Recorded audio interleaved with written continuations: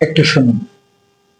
ফেসবুকে, সোশ্যাল মিডিয়ায় নানা রকমের মন্তব্য দেখছি, নানা রকমের জল্পনা কল্পনা গুজবের মতো দেখছি কোনটা সত্য কোনটা মিথ্যা। একটা স্কুল, একটা ভবন, ওখানে বই পড়েছে, ওখানে শিশুরা জ্বলে পড়ে ছাই হয়েছে, শিশু কিশোররা দগ্ধ হয়ে বিছানায় কাতরাচ্ছে। একজন বইয়ের মালিক, সারা জীবনের কষ্ট, সে চলে গেছে পৃথিবী ছেড়ে। অনেক অনেক অনেক অনেক মরেছে।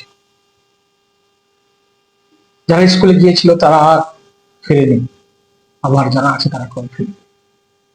অভিভাবকের কান্না, আহাজারি, আকাশ বাতাস ভারী, পোড়া লাশের গন্ধ, জীবন্ত দগ্ধ মানুষ। চাপা পড়ে গেছে আমাদের নিরাপত্তা, আমাদের দায়িত্ববোধ। কাল রাষ্ট্রীয় শোক, আর কোনো রাজনীতি নয়, এখন কোনো দোষারোপ নয়। আল্লাহর কাছে প্রার্থনা করি দুহাত তুলে, সেজদায় গিয়ে 1 মিনিট নীরবতা, চুপচাপ বুকের ভিতর জ্বর নিয়ে আমরা দোয়া করি। যার গেছে সেই বোঝে হারানোর কি বেদনা। আমরা যেন মনে রাখি,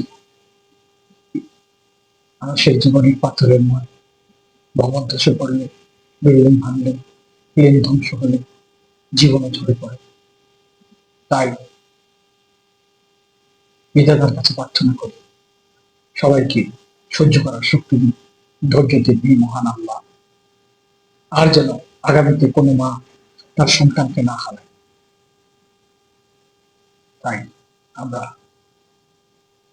দোষারোপ, গুজব পরিহার করি।